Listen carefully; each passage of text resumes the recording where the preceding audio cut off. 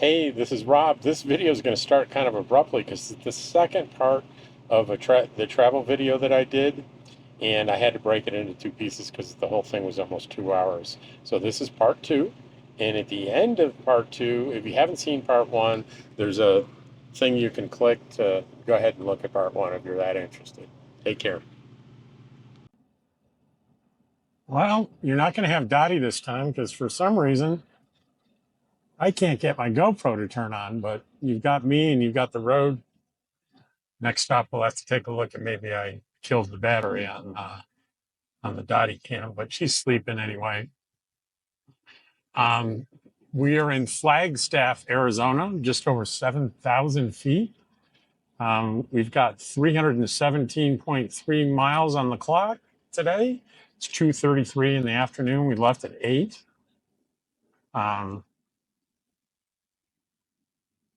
And let's see, that's, 6 hours to go 317 miles, almost 318 miles. See, it's a lot different here. We got pine trees, evergreens, all kinds of things. We're up, above 7,000 feet. Notice the temperature has decreased over 10 degrees. It was over 100 lower elevations. It's about 89, 90. I even saw 88 a little while ago, but it's getting towards the heat of the day here, so you can't really make that accurate comparison. What else can I say? It's been pretty uneventful. We're going to keep going, as I said, until I get tired and feel like I want to stop for the night. And I feel pretty good right now. So we're going to keep going. And I will tune back into you when either I stop for the night or I see something interesting. By the way, I didn't record it, but I did stop and fill up with gas. Went into the RV and immediately recognized something I forgot to do. I have a little, on top of my desk, I have a little bamboo sort of chest of 3 drawers, and I usually put a thing over it to keep the drawers closed. Forgot to do it. It's not on the checklist. It's got to be on the checklist. It's another thing to put on the checklist because the drawers came flying out and all my little things were all over the floor. So I had to pick everything up. I'll have to reorganize it when I get back because I just threw stuff in. And so I cleaned that all up, did a little vacuuming, filled up the truck with gas, and we're good. I will catch you on the next one. Take care. Well, according to my calculations, we should be hitting the New Mexico border right now, and it looks like my calculations were off, but we're close. I'll say this about I heard a lot of negative things about Interstate 40 in Arizona, and I have not found the negative things to be true. There are a few rough patches, but all in all, it's been fairly smooth and well maintained. So my hat's off to the state of Arizona and how they maintain Interstate 40. It's not perfect. No highway is, but it's pretty smooth. So we are 25 miles from our destination tonight, and we're going to be staying in, it's called USA RV Park in Gallup, New Mexico. And we are 25 miles out from there. We will reach that at, we're going to cross a time zone. So we're going to reach that at 6:30 Mountain Time, which for me, Dottie and I will be 5:30.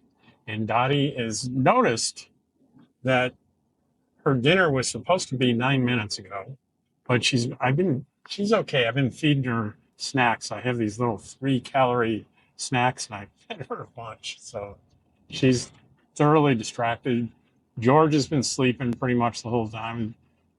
Had a little bit of a rough time in the first hour, but it's been pretty good the whole time. And I want you to stay with me as I come up to the New Mexico border here. And I did a pretty specific calculation when a sign came up and said how many miles it was until the New Mexican border. And I was sure that I was going to be correct, but it looks like maybe I'm 5 miles off. What do you think?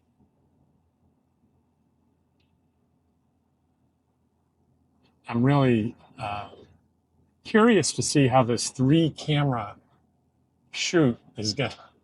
What do you think, Dottie? Are we going to be able to do the 3 camera thing effectively? There's going to be one section there in Flagstaff where I could not get the Dottie cam started, and I managed to replace the battery. So there's going to be one section where you're not going to be able to see Dottie. Um, so Gallup must be very, very close to the border. We're still in the Navajo Nation here. We've been for many, many miles, been on the driving through the reservation. And one of the first things we'll have to do tomorrow morning will be to get some more gas. We did fill up today, but says it's got 163 miles left. And at this point, that's, since it's got almost 2 cycles of 10 miles a gallon, it's probably pretty accurate. So take another 22 off of that, we'll have around 100, 120, 130 miles left, and that's not enough to get us to Story Lake in Las Vegas, New Mexico tomorrow. So we'll have to fill up again, and we will hit Story Lake.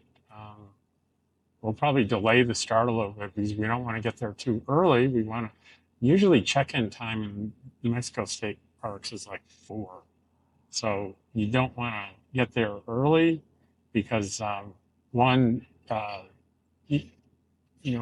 people may be gone, but you want to give those camp hosts time to do the things they need to do to the sites. That's why I think the checkout time is 2 and check-in time is 4, something like that. But I'll double check tomorrow, make sure I'm right. But we'll try to not get there too early. Actually, we will try to get there early, depending on the report from Sally Forth on whether or not there is one first come, first serve electric site. I have a non-electric site booked. Long story, but I couldn't get an electric site. There is a first come, first serve electric site. If that's available, I will probably rush in there and try to take that site, cancel my other one. But that's probably not going to happen, but we'll see. In that case, it doesn't matter if it's first come, first site is available. I think you can come in and take that site at any time. And I would take that site, check in with the camp host, cancel my other reservation. But that's a little too much to wish for because those sites go quickly. And once people snag them, they tend to, I would guess they tend to stay a long time. We'll see. We might get lucky. Do you hear what I just said? I just said, you might notice in some videos, if you pay attention, you'll hear me saying,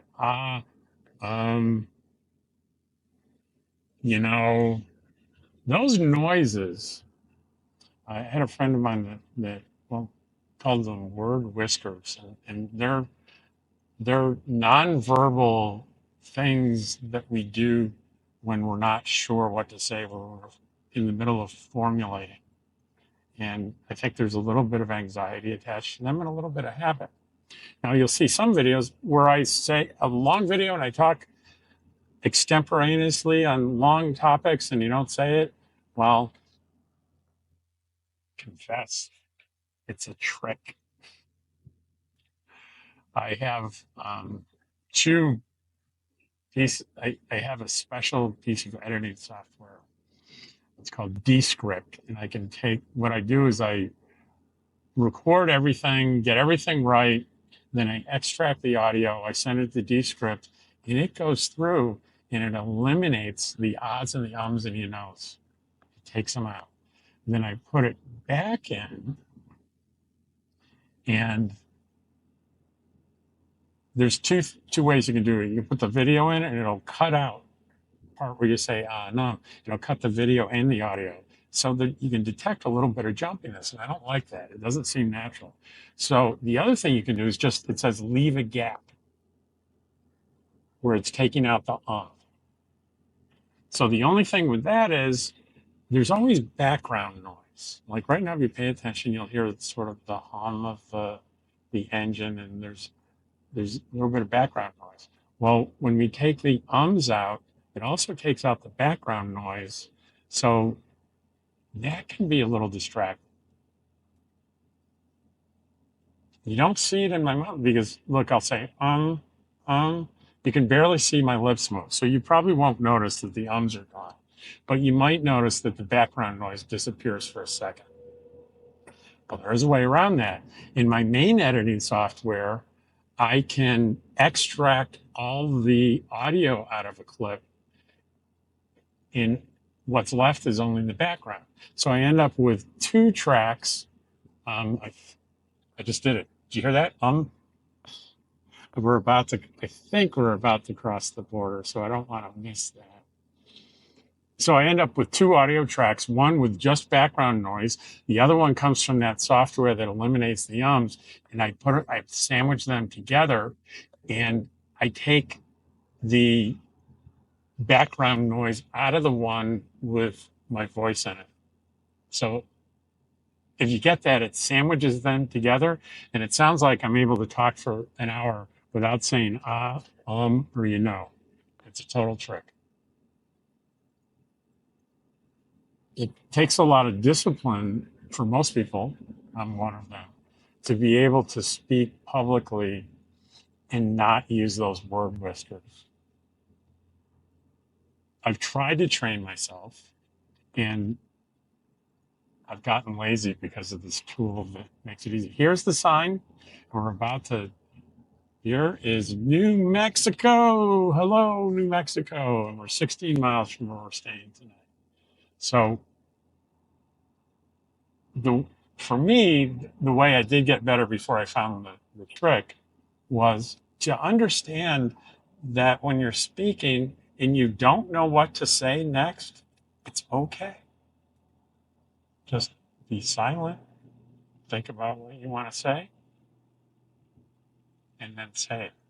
Instead of think about what you say, and then say it. See the difference? I don't know where that comes from or even what the psychological principle is that there seems to be a subconscious desire to fill the time with verbalization and hesitate to have hesitations in speaking. And there's really nothing wrong with moments of silence when you're speaking. In fact, you can use it to your advantage, creating anticipation for what's coming next. Anyway, I'm gonna shut this off now and turn it back on when I get to the RV park. We'll do a quick shot of that, and then we will resume the video tomorrow morning when on the last leg for our trip, which will be about 260, 270 miles. See you then. Oh, I turned things on a bit early because I think we're going to end up on, when we take this exit to get to the RV park, I think we're going to end up on historic Route 66. And I didn't want you to miss it. So it's less than a mile. The turn's less than a mile away here. And it looks like a little convoluted, the turns and stuff we have to take, but I didn't want you to miss it. So I turned everything on. So let's see. Half a mile, exit 16. Because I saw a sign that said historic Route 66, exit 16. So we'll see what we see. Could be a false alarm. I don't know.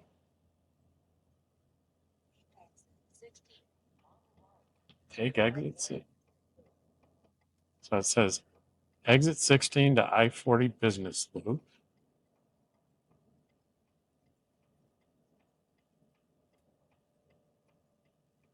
So here we are on the exit.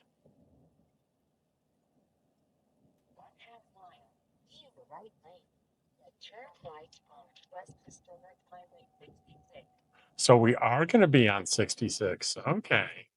So you're going to get to see Route 66. We're going to get our kicks, right? On Route 66. So the RV park must be on Route 66.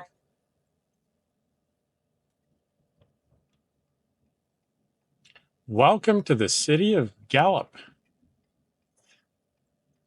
I'm wondering if Gallup is the home of the Gallup polls. I bet it is.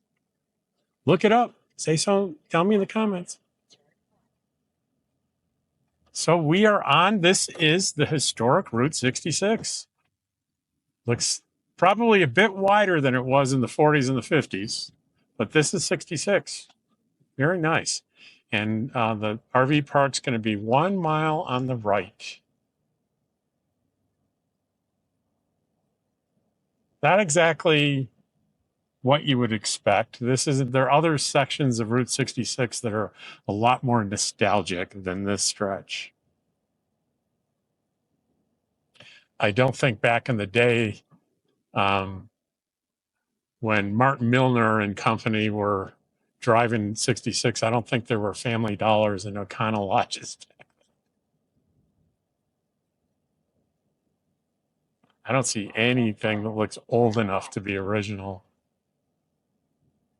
So half a mile.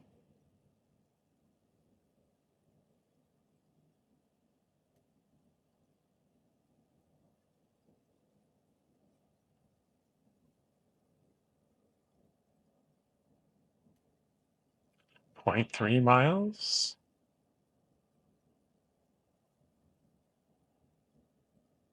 So I'll turn the turn signal on because it looks like it's got to be coming up pretty quickly here. There it is. I see RV park.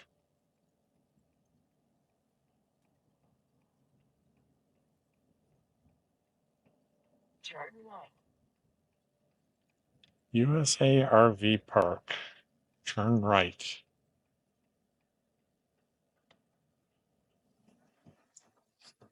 RV park entrance. Looks pretty nice. Office and registration. It's the address is 2925 West Historic Route 66. Very nice. So we can turn this off.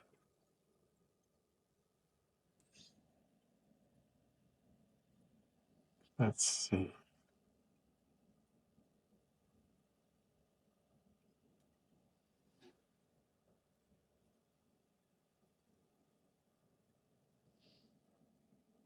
It's not really clear where you go.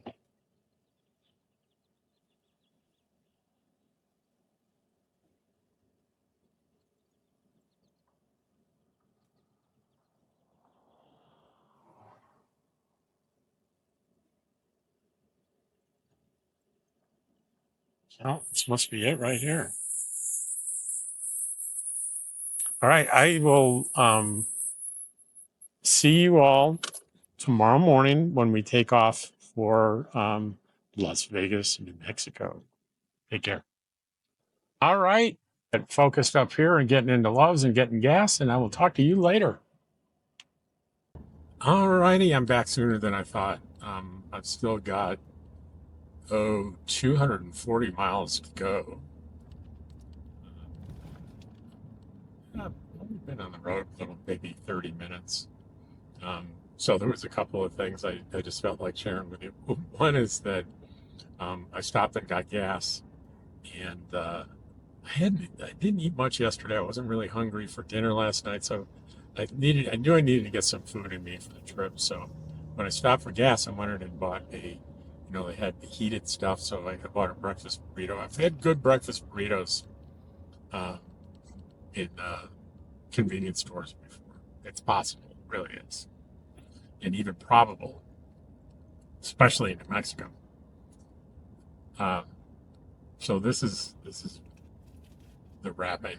There's still 3/4 of it in there because, well, one, the funny part is I called my friend Sally Forth, sign up for her YouTube now. Sally, say LLY, separate word FORTH. And I was kidding her by saying, Sally, I know you'll approve that I got this really nutritious breakfast burrito at the filling station. And Sally is a serious nutrition person. If I have a question on nutrition, I'll go to Sally. She knows the answer. And so I was teasing her that I bought this grocery store burrito. And, anyway, after I hung up with her, I took a bite and I'm kind of chewing it. And I broke off a little piece and handed it to Dottie. And I'm still chewing. Dottie's chewing. And Dottie and I both look at each other.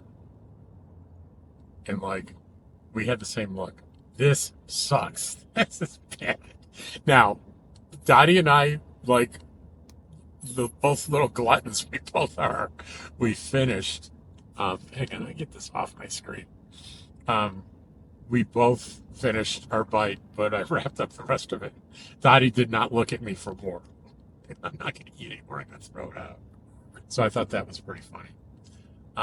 The other thing I've been thinking about is I asked my subscribers about, hey, you know, I have like more than one kind of content. I've got this sort of RV full-time traveling, and then I've got this sort of emotional health counseling thing going that I'm really passionate about.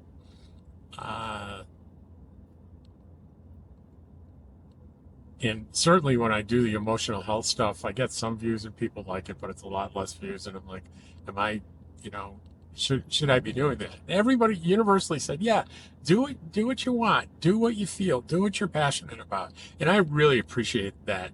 That's a really great piece of advice. As long as I'm passionate about it, I'm gonna do it. But it occurred to me yesterday as I was driving that I don't necessarily have to do these things in separate videos, especially if I'm doing a video like this. I'm on a drive. You're seeing the countryside, right? We're on our way. We're being a full-time RVer. So I can take a couple of minutes and I can talk about an emotional health issue. Give it a shot. Let me know. Does it distract from this video or not? So the emotional health videos I've done quite a few of them, are all about little tidbits and things that I've discovered that I found useful for myself and quite often for my clients. And this idea I picked up years and years ago at a self-improvement seminar. And this had to have been back in at least 20 years ago, maybe. Probably 20 years ago, close to it. And that is this idea. And this is the thought that I had before my eyes were opened. And it's about the source of my emotions. And in particular, you know, my negative emotions. What do we mean by negative emotions? Negative doesn't mean wrong. It means unpleasant, right? Who likes to be sad or disappointed or even angry? It's not pleasant, but it's a part of being life. It's part of being alive, and you can't avoid it. It's a really big, but to try to avoid emotions actively, like by substituting and trying to not feel things, usually a bad idea. But here's the thing. Here's what I thought, and many people think. I thought that things happen in the world, in my world, outside of me. They happen. And I react emotionally to those things that happen. If something good happens, I feel good. If something bad happens, I feel bad. Pretty simple, pretty straightforward. Sounds right, doesn't it? Well, I discovered something. It is wrong. It is like a math problem or physics problem that is absolutely incorrect because there's a critical step missing.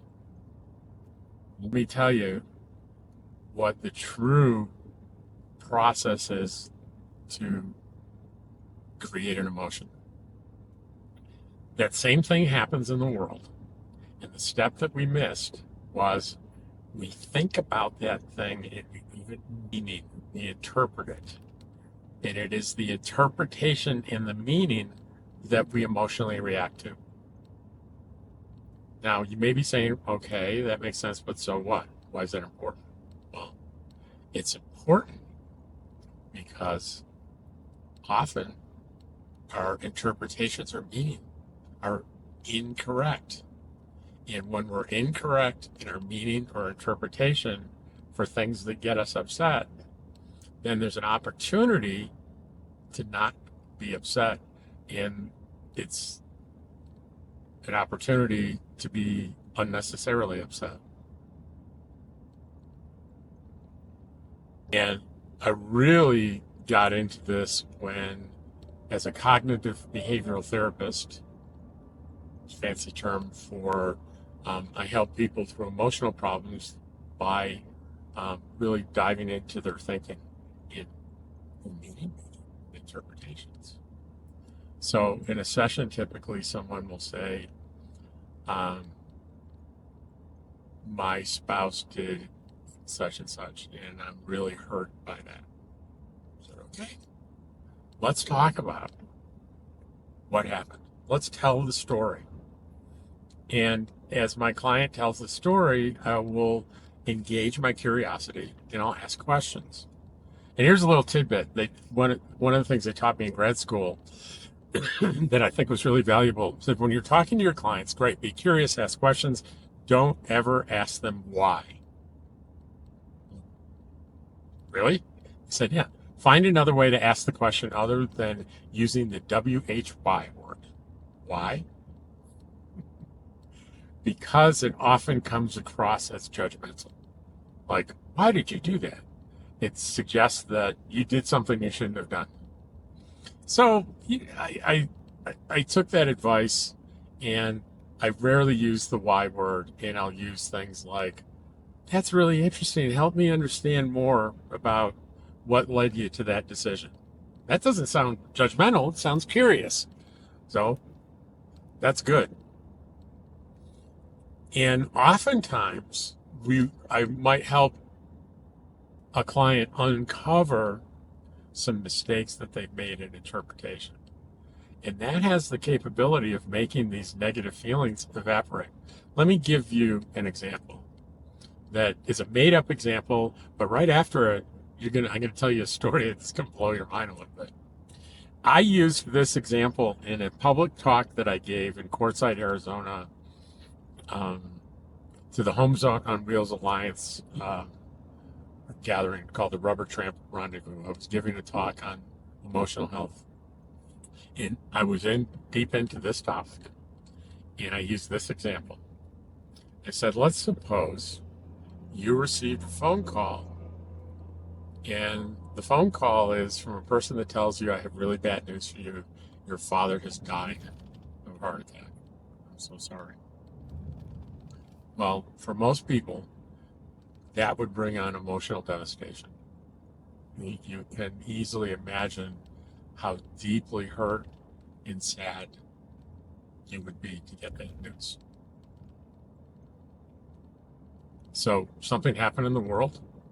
You thought about what it meant to you, and you had an appropriate emotional response.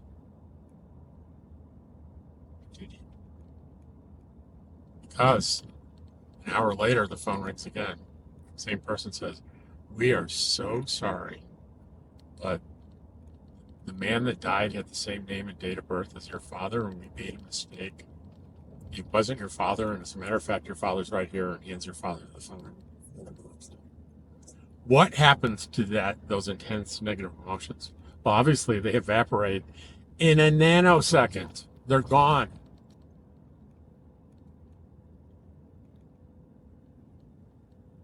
The thing that occurred in the world never changed. A man died, had a heart attack. The interpretation was, he's my father, and all the things that go with losing your father. And there are those that might say, that's a unlikely, not true to life example. And I might have agreed with you until the following day. The following day, I'm walking in the middle of Quartzsite, doing some shopping or something, and a woman comes up to me and she says, "Hey, Rob, I saw your presentation yesterday. It was really good, but I got to share this amazing thing with you." She takes out her phone and she shows me a friend's fake Facebook post that is about a GoFundMe for her young nephew that suddenly died. She shows me that post. I said, "Oh, I'm so sorry." She said, "Just wait." Then she shows me more current posts. She said, the death thing and the GoFundMe happened that morning of your presentation. After your presentation, that evening, this post went up. Same woman says, "Do not donate to the GoFundMe. We're closing it down because we got a call from the sheriff's department and found out it was mistaken identity. And my nephew is fine." Pretty remarkable. The exact thing that I portrayed actually happened to someone that was there in the audience, or close to someone there was in the audience. Now, is that just wild luck? Yeah, a little bit, yeah. But the other thing is, what you don't know is when I was in training, I volunteered with the Austin Police Department for the Victim Services Division. And one of our duties was death notifications. For example, if an Austin resident is killed in an auto crash in Los Angeles, the police department contacts the Austin Police Department and says, "We have a death notification for you. You need to notify the family of this man. Here's the address. Here's all the information." And what Austin police would do is they would dispatch out one of us, and they would go with us to do the notification. And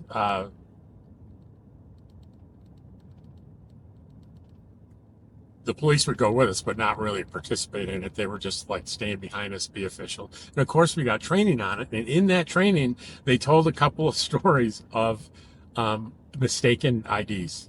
One of them was amazing.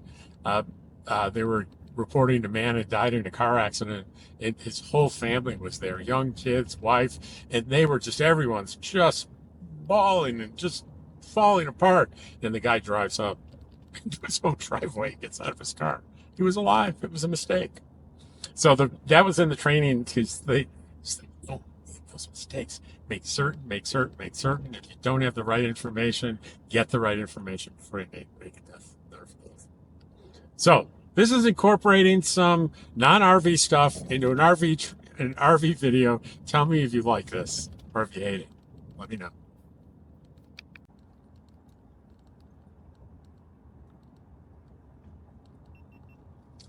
So we're arriving in Albuquerque, and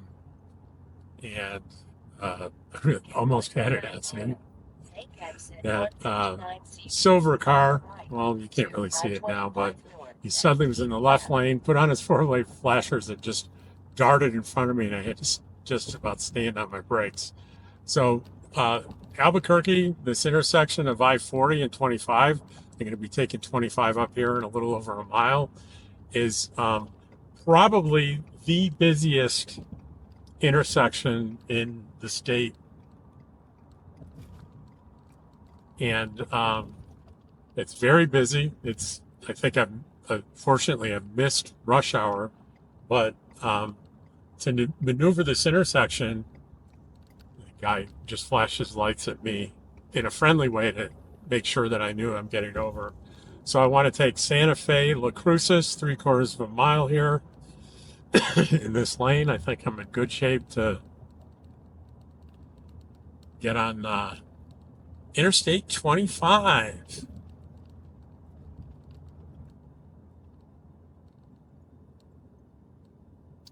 We want to go north to Santa Fe. Take exit 159 CV. So the exits north and south are right next to each other.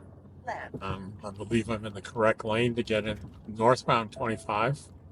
I've been through here before, so I know that once I get on 25, I'm not out of this yet. It'll be um, equally as busy and chaotic on 25 North coming out of Albuquerque. Going through Las Vegas and Albuquerque are my two least favorite parts of this trip. So just an update, we are 124 miles from our destination, about 2 hours.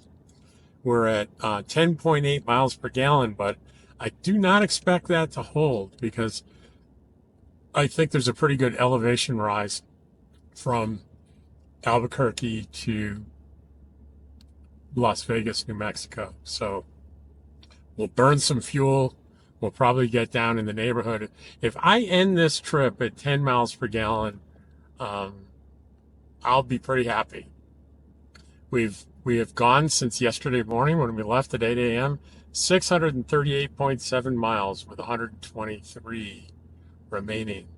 That so that'd be 758, 762, I think, will be the total mileage for this trip in 2 days. You know, give you a little bit more of Albuquerque traffic and what Albuquerque looks like. And you can see you got to be pretty vigilant about people changing lanes in front of you. People aren't really aware of the fact that you're not a regular car and you've got some inertia going. So you really have to be vigilant, anticipate people pulling in front of you, leave plenty of distance, as much distance as you can following people so you have the time and the space to stop when you need to.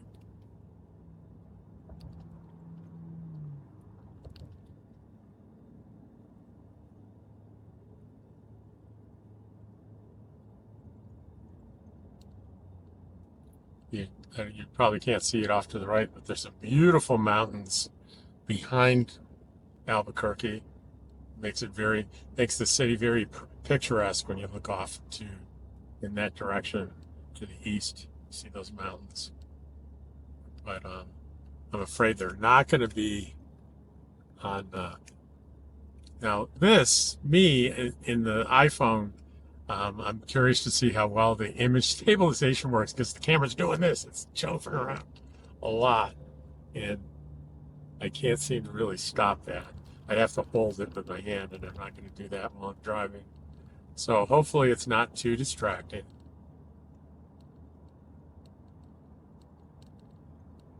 One of the things I'm going to have to do, I think, is I don't think the voice is going to be very good quality going into the iPhone because I'm using this microphone on the Osmo, which is facing forward and getting the traffic. So what I'll have to do, I'll put all three of the Dottie cam and this and then the Osmo all together, and I'll use the voice from the Osmo, so I'll have to sync it up to my lips. It's not going to be easy, but I'll figure it out. I can tell you right now, it's probably not going to be absolutely perfect because I'm only going to be willing to put so much time into it.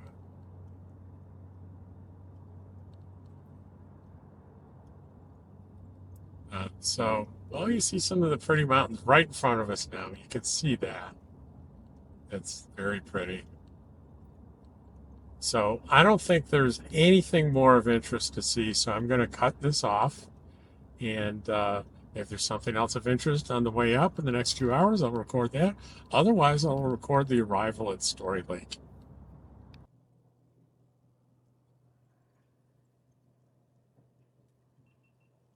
Well, guys, just as we're getting to the end of our trip, we're getting some rain.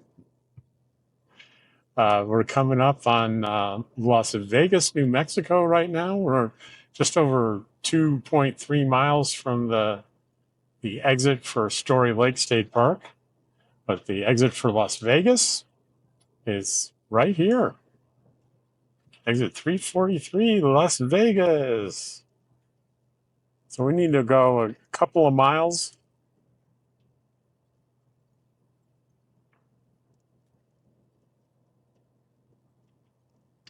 They're just under 2 miles, and we're going to take an exit. And I think it's about 3 more miles after that, a little less than 3 miles after that, we'll get to the state park.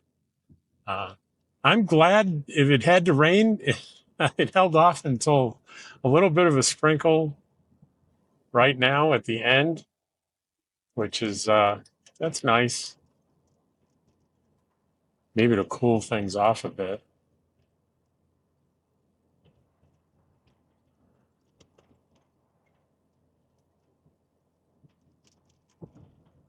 Exit 345 in 1 mile.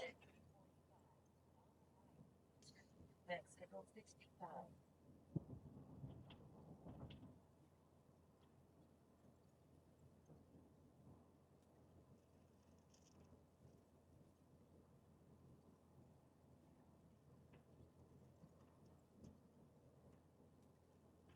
Still looks like it's a ways in there. It still is 4.4 miles from here. So I've never been to Story Lake State Park. I've been in this area, but I didn't stay here. This is going to be my first time.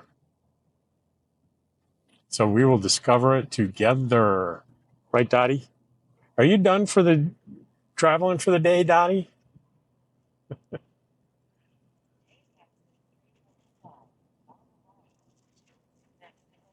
Oh, it's raining a little bit more. Exit 345 right here.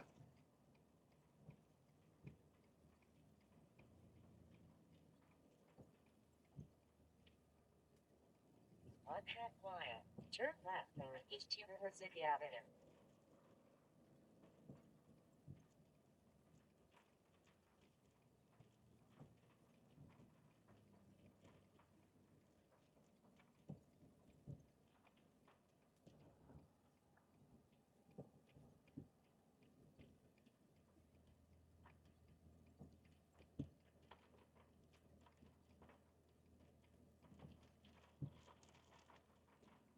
And it says to make a left here. It's funny, I don't see any Story Lake State Park signs.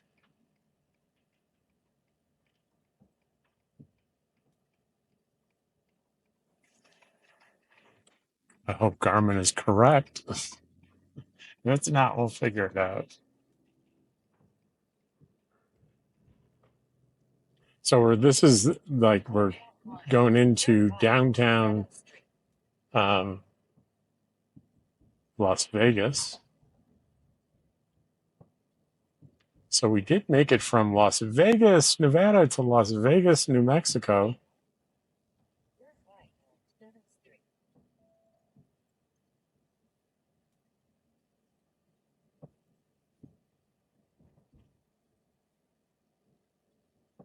Okay, so we have a closed road where it's telling us to go.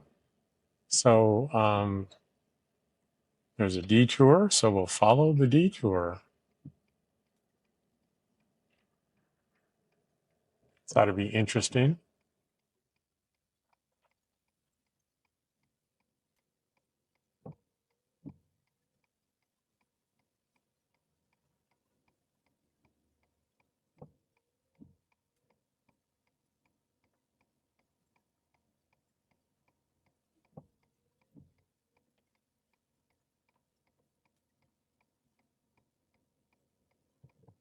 I have been here to Las Vegas before. I stayed here for a few days in an RV park and visited with Deborah Dickinson and Frugal RV Gal. So let's hope we recalculate. So there's the detour.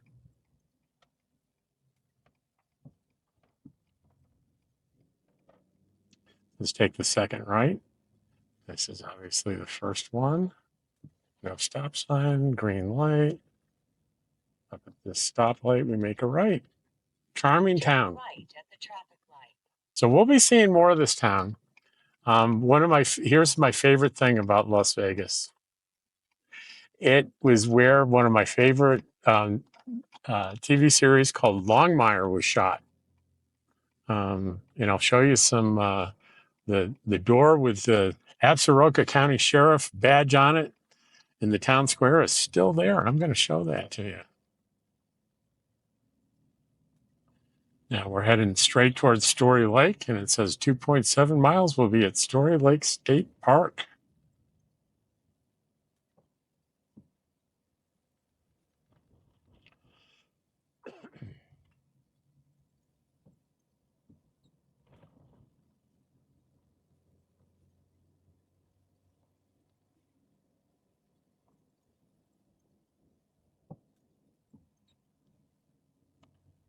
So another movie that was Red Dawn, the original one with Patrick Swayze and a whole other number of stars.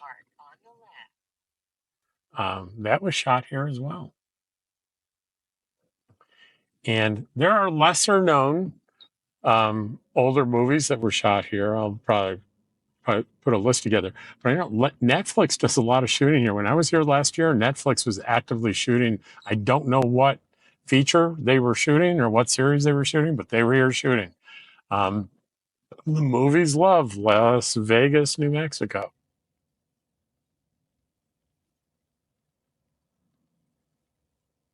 This gives you an idea of kind of what the old residential areas of this town look like.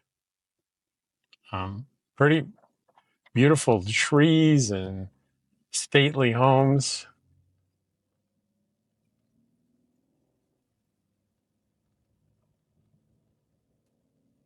There's big ones and little ones and all sorts of different architectural what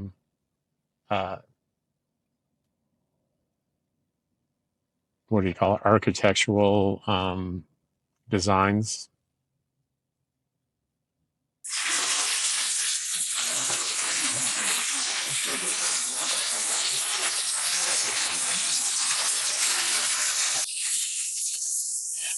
So, you know, guys, it's a little slow going because we're on a residential street. So it's going to take a while. It's not going to take 2 minutes to go 2 miles. It's going to take a little bit longer than that. I do recognize this area up here, Sonic, McDonald's. I think if you make a left, I think that may be where Walmart is. I'm not positive. We'll be going there Saturday. There's a Walgreens on the corner there. Going to have a FedEx package delivered there this week or next week. And that is my Hover X1, the flying selfie stick that you haven't seen in quite a while because it broke. And I had to ship it back to them, and I had sort of not a very easy time with them. But they have some very specific guidelines for the warranty. And apparently flying it over gravel driveways and the sort of rocky desert in Quartzsite is a violation of their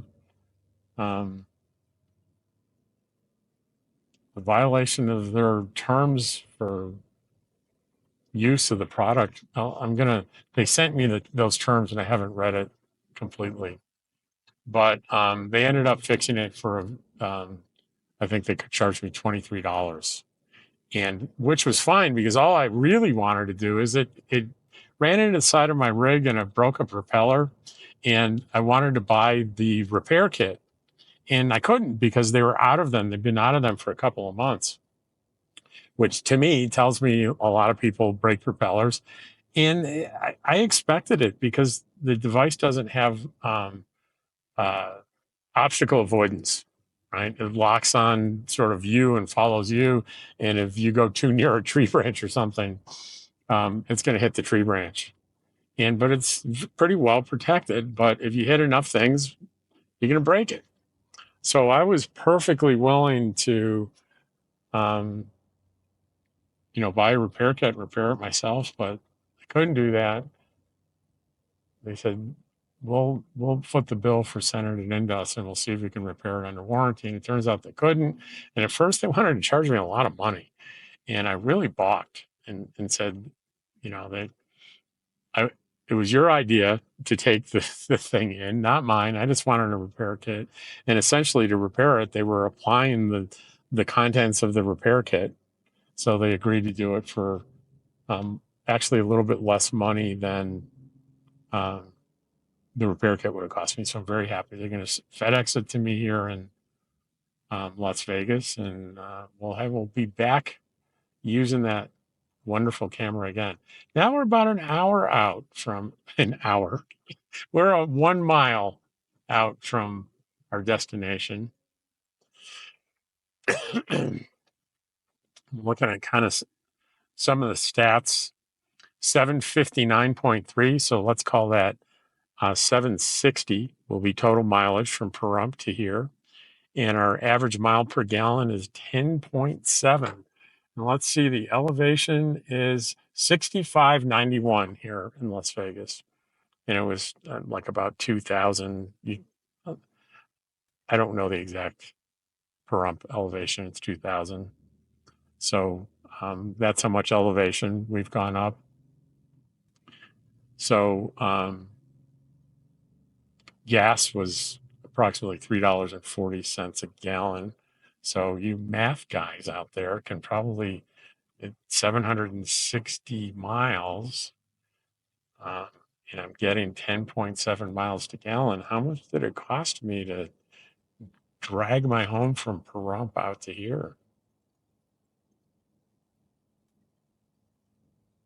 Tell me in the comments. How much did it cost me? And like a half a mile, we're going to go in the park entrance, and I'm going to end this video here.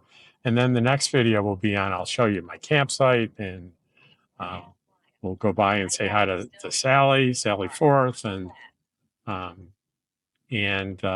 but I just want to say here, as always, I appreciate you watching my videos. I hope you enjoyed this one. I don't know how long it's going to be. It could end up being a two-parter if it's too long.